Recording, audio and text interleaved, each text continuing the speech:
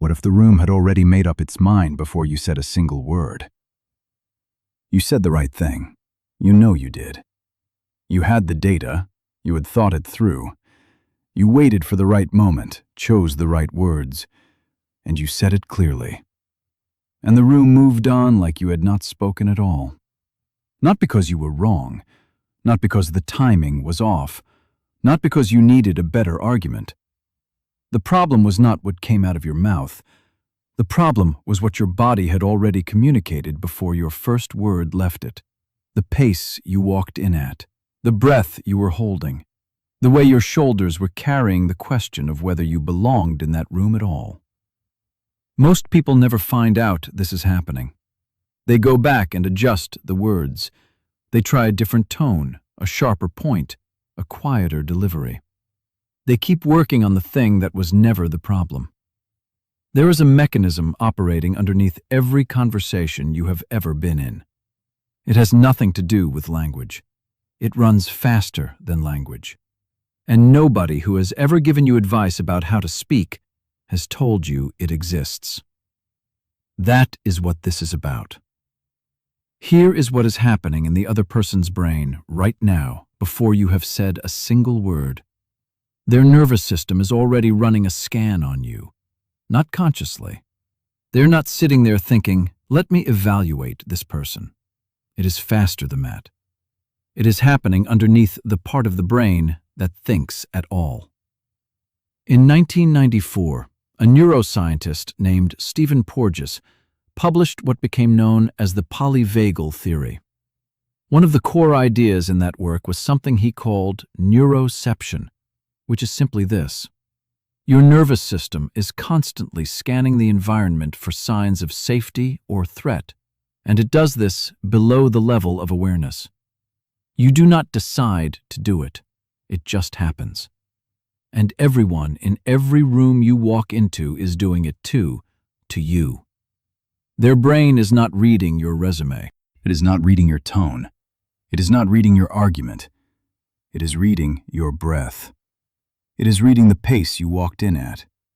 It is reading whether your shoulders are carrying tension or weight, whether your jaw is slightly clenched, whether you are taking up space in the room or quietly contracting to take up less. All of this registers in the other person's nervous system before a single word of yours reaches the part of their brain that processes language. That is the scan. And by the time you open your mouth, it is already done. Most people have never been told this. Every piece of advice about communication, speak clearly, make eye contact, choose your words carefully, is aimed at the output, at what comes out. But the read has already happened before the output begins. The room formed its first impression of you not when you spoke, but when you walked through the door, settled into your seat, and adjusted your posture in the silence before anyone said anything. This is what all the standard advice about authority misses. It is working on the wrong layer. You cannot fix a signal problem by choosing better words. The signal is already out. Think about the last time you were in a room where you felt like you were performing, where you were monitoring yourself, choosing carefully, trying to land each sentence right. Now, think about what your body was doing during that. The slightly elevated breath, the micro movements of readjustment, the way you filled small silences with sounds that were not quite words. You thought you were communicating. Your body was communicating something else entirely, and it was louder. Here is why that matters more than you might want it to. Your brain and the brain of the person across from you are not operating independently. There is a body of research, much of it built on work from the 1990s and early 2000s, around what are called mirror neurons, cells in the brain that fire both when you perform an action and when you observe someone else performing it. The short version, your nervous system state is contagious. When your body is broadcasting tension, the nervous systems around you pick that up and begin to mirror it. Not because those people are weak or impressionable, but because that is how human brains are built. If your body is sending the signal of a person who is uncertain whether they belong in the room, you are not just feeling that privately. You are transmitting it, and the people around you are receiving it before they have processed a single word you have said. The reverse is also true, and this is the part worth staying with. A man who walks into a room at a pace slower than everyone else's, who sits down without adjusting twice, who lets a moment of silence sit without filling it with unnecessary sound, that body is sending a different signal entirely. Not a performance of calm, an actual calm. And the nervous systems around him read it exactly that way. This person is already settled. They are not here to ask for anything. They are not seeking permission to be taken seriously. That reading happens before the first word, which means the authority you are trying to build through language is either being supported or contradicted by something that precedes language entirely. You cannot argue your way past this. You cannot choose smarter words to override a nervous system that is broadcasting the wrong signal. The words and the signal have to be the same thing. And right now, for most people, they are not. This is where the standard advice stops working.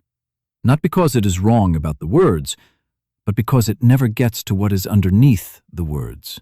The conversation everyone is having about communication and authority is happening one level above where the actual problem lives. That level is your nervous system state when you walk into the room. And that is what the rest of this is about. There is a word in Japanese that has no direct translation in English. It is written mom and pronounced ma. It does not mean silence in the way most people understand silence, as the absence of something. Ma is the space between.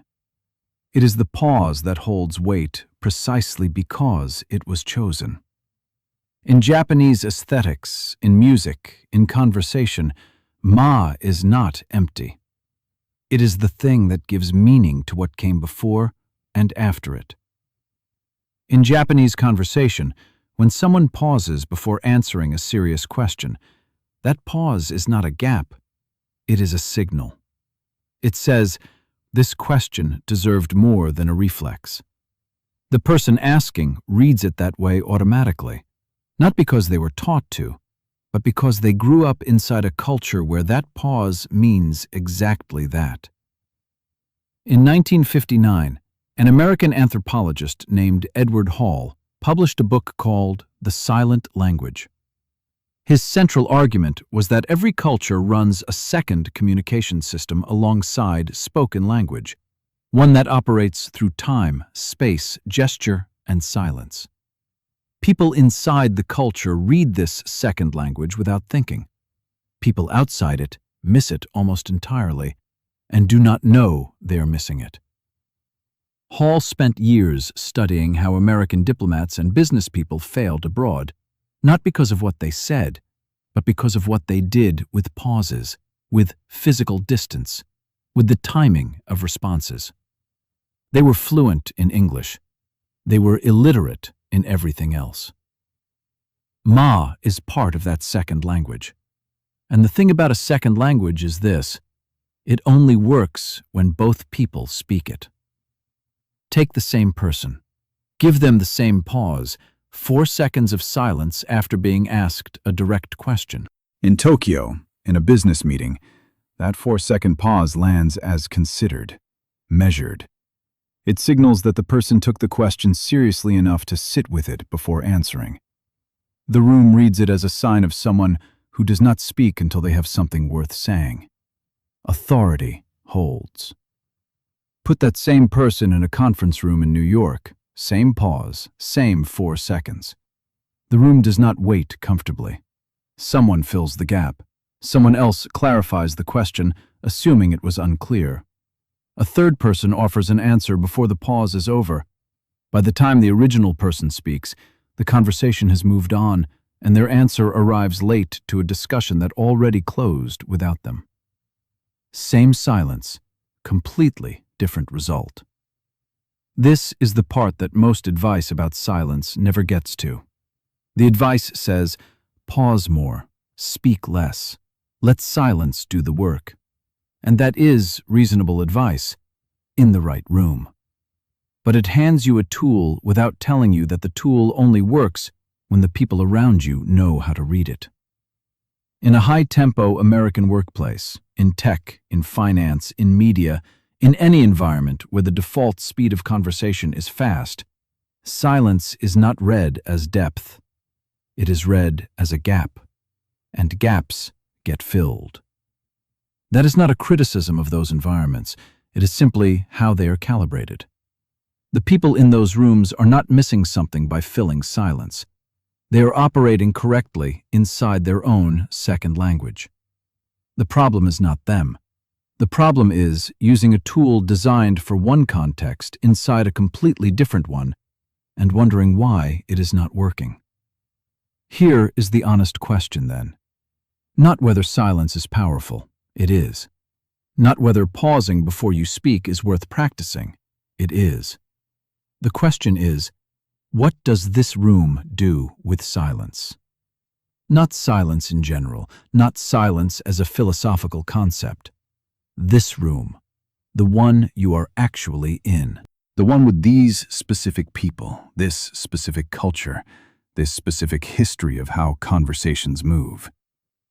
If you can answer that question clearly, then you know whether silence will land as authority or disappear as hesitation. You know whether a 4-second pause will make people lean in or talk over you. You know whether the tool fits the job.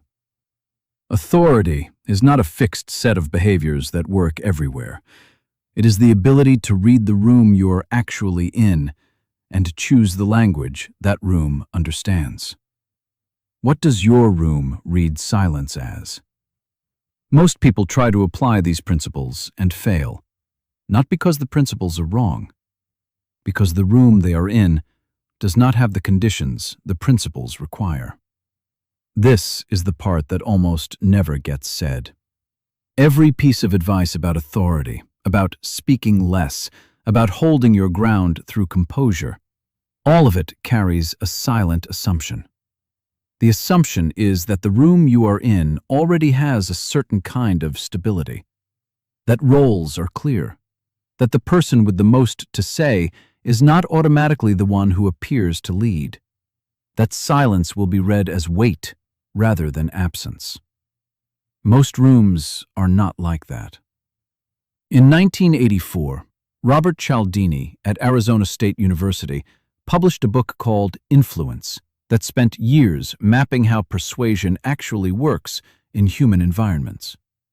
One of his central findings was this: authority cues are read correctly only when the environment already has an established order, when people know who holds what role, when the hierarchy is visible and stable. In those environments, the person who speaks least is often the one people watch most carefully.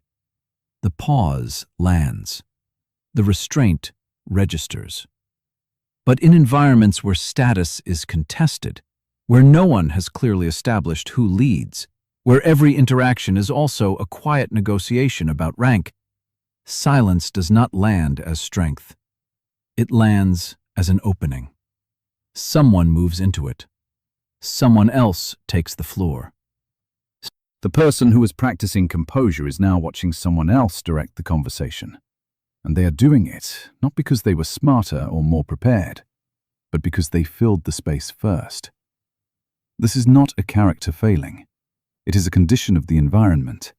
And the condition matters more than the principle, because the principle only works when the condition exists. Zero-sum corporate environments, where recognition is limited, where being seen to lead matters as much as actually leading, where one person's visibility comes partly at the cost of another's. These environments do not reward restraint the way stable hierarchies do. They reward presence.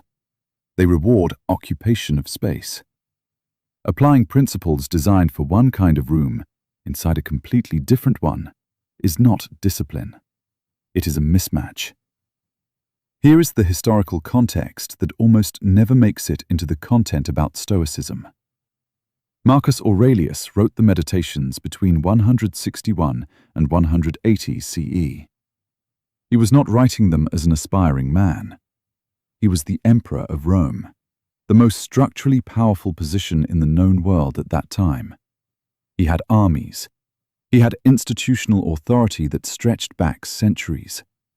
He had a role so established that his silence in a room would have been read as deliberate by everyone present, because everyone in that room already knew exactly who he was before he walked in.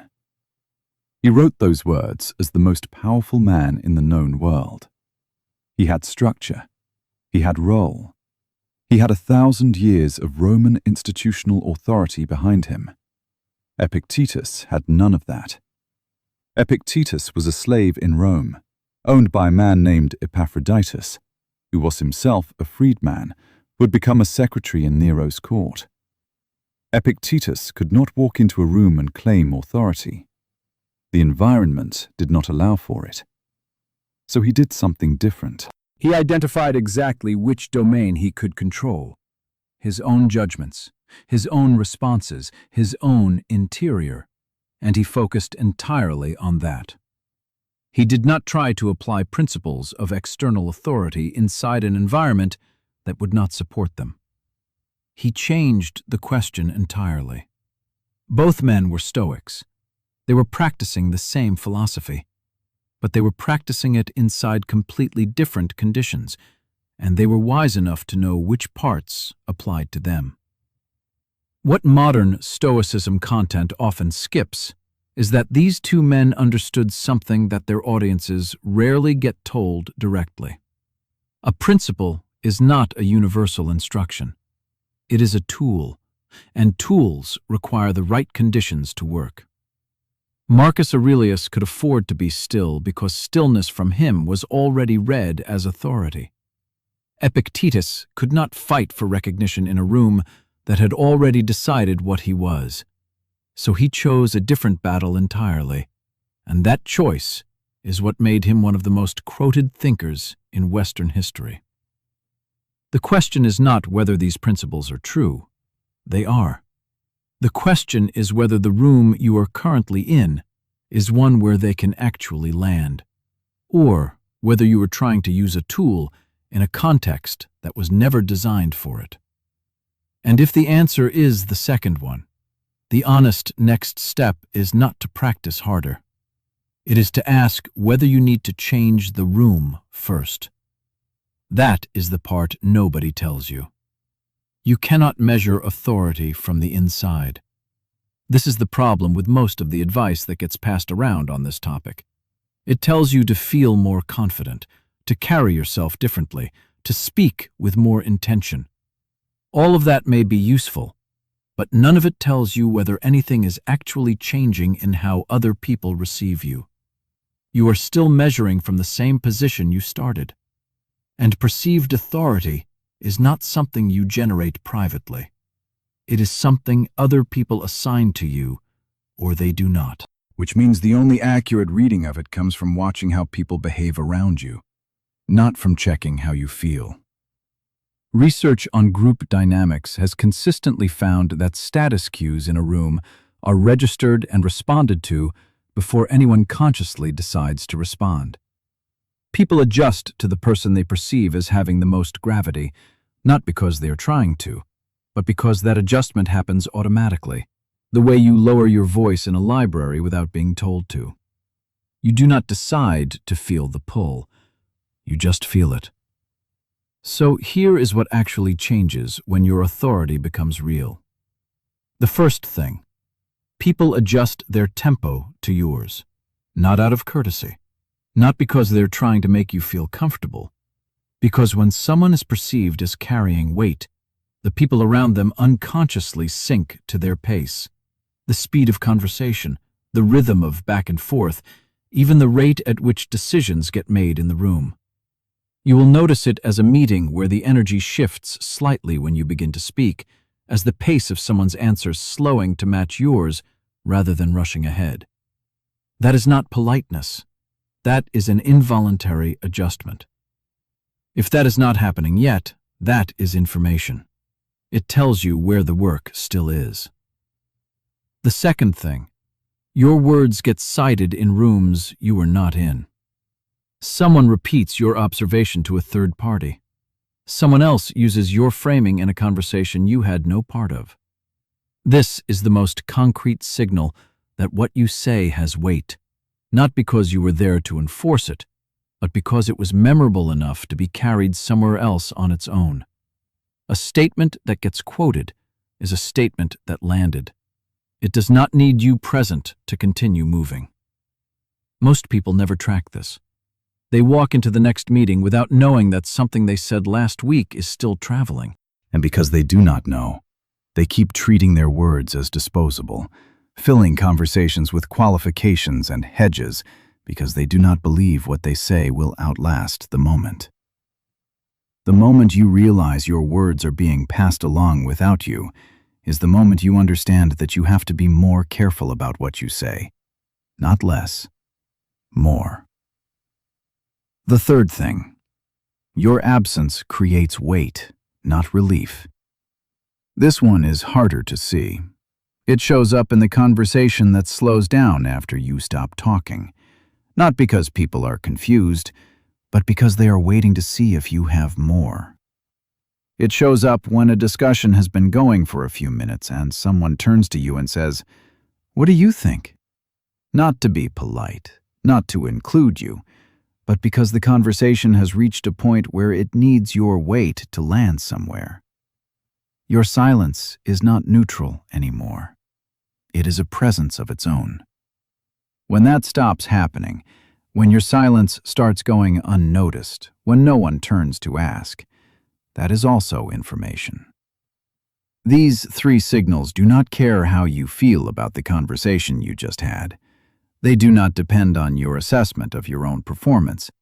They are simply behaviors, other people's behaviors, and they either happen or they do not. Which of these three is currently absent in how people treat you? Most people quit around week 3, not because nothing is changing, because nothing feels different yet. They have been making different choices. They have been pausing before they speak. They have been letting silence sit without filling it. They have been walking into rooms at a different pace. And then they check in with themselves and ask, "Am I different?" And the honest answer is, they cannot tell. They feel like the same person they were when they started. So they assume that means nothing is working, and they stop. This is the most common place the work fails. Not at the beginning, when motivation is present. Not at the difficult moment, when there is something real to push through. After the difficult moment has passed and everything has gone quiet, and the absence of dramatic feeling gets mistaken for the absence of progress. Tali Sharot, a cognitive neuroscientist at University College London, wrote about this in her 2011 book, The Optimism Bias. One of her core findings concerns what she calls the brain's baseline state, the way the brain stores your current sense of identity, not as something it updates constantly, but as a fixed reference point that only shifts after enough new evidence accumulates to cross a threshold. Until that threshold is reached, every comparison the brain runs comes back with the same answer. Still the same. The brain is not lying to you when it reports nothing has changed. It is running an accurate comparison against the old baseline. It just has not updated the baseline yet. This is why the person who is actually changing is often the last one to know. Their behavior has shifted. Other people are beginning to read them differently. The room is responding to them in ways it did not before. And yet, from the inside, they feel no different than they did 3 weeks ago, because their brain is still measuring against who they were 3 weeks ago, and the update has not cleared yet. That is not stagnation. That is structure. The signs of real change do not come from inside. They arrive from the outside, usually when you are not looking for them. A colleague describes you to someone else and uses a word you have never used about yourself, and the word fits. You hear it, and you do not push back, because somewhere you already knew it was true. You just had not said it out loud yet. That is one way the threshold announces itself, not as a feeling of transformation, as recognition of something that was already there. Or this. You find yourself in a conversation that 3 months ago would have pulled you into a pattern you know well. The quick qualification, the fill the silence move, the hedge before you say what you actually mean. And you notice afterward that you did not do it. Not because you fought it, because it did not occur to you. The old behavior lost its pull before you realized it was gone. That is how the change actually arrives. Not in a moment you could plan for or announce. In the space where the old habit used to live and no longer does. Most people never get there, not because the principles do not work, because they expected to feel it happening, and the absence of that feeling convinced them the principles were failing them. They were measuring real change against an expectation designed for a different kind of change, the kind that announces itself, the kind that feels decisive, the kind that arrives with a clear before and after. Real change in how you carry yourself does not work that way. It accumulates beneath the level of feeling, and it announces itself only after the fact, through the behavior of other people and the occasional quiet realization that you are no longer the person who needed to react the way you used to react. The question is not whether you are changing. The question is whether you will continue long enough for your brain to catch up with what your behavior has already become. Everything in this video has been about something being given to you.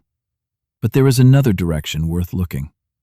Consider what actually happens in the rooms that matter most to you, not the conference room, not the meeting with strangers, but the dinner table, the team check-in on a Monday morning, the conversation with someone who depends on you and is quietly trying to figure out where you stand. Those people are not asking themselves whether you are impressive. They are not measuring your authority. They are trying to navigate by you. They are trying to read which direction you are pointing, what you actually think, what you will do when things get difficult, and whether that information is available to them or not. When it is not available, something specific happens.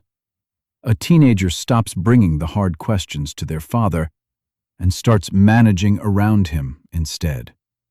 A team member makes a significant decision without consulting the person who should have been consulted. Not because they do not respect that person, but because they have learned that asking does not produce a clear answer. A partner stops sharing certain things because the response has been, too many times, unreadable. None of those people lost respect for you. They lost the ability to navigate with you. And that is a different cost entirely. Quieter, slower, and harder to recover from. This is the shift that most conversations about authority never make. They do not need you impressive. They need you legible. Legible means this: when you speak, the people who depend on you know where you actually stand, not where you think they want you to stand, not a version of your position that has been softened to avoid friction. Where you actually stand, what you actually believe, what you will and will not do. That kind of clarity is not about volume or confidence or any of the things that get called authority in most of the content on this topic. It is about being consistent enough, specific enough, honest enough that the people around you can build something real on top of what you say. They can make decisions. They can plan. They can trust that the ground is solid. Here is what changes when you are legible in that way. The conversations around you get shorter. People stop hedging before they ask you things. Your team stops running their ideas past everyone else first before bringing them to you. Your family stops having the conversation in the hallway before they come into the room where you are.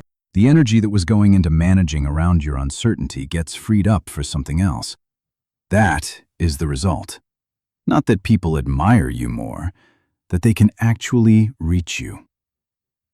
So here is the action, and it is specific enough to do today. Think of one person in your life, one person, with whom you have not been fully clear. Not because you have not talked enough, because you have not said the thing that actually needed to be said. You have talked around it. You have given them your thinking, but not your conclusion. You have been present in the conversation, but not fully available in it. That conversation, the one you have been approaching but not quite having, is where everything in this video lands. Not in a new habit or a changed posture, but in one honest exchange with one person who is waiting for it without knowing they are waiting. Everything this video has covered, the way your nervous system state precedes your words, the way principles require the right conditions, the way authority lives in behavior others can observe, all of it converges on the same practical outcome. Being clear enough that the people who need you can actually find you. The question worth sitting with is not whether you are respected. What would it mean to the people around you if you were finally, fully clear?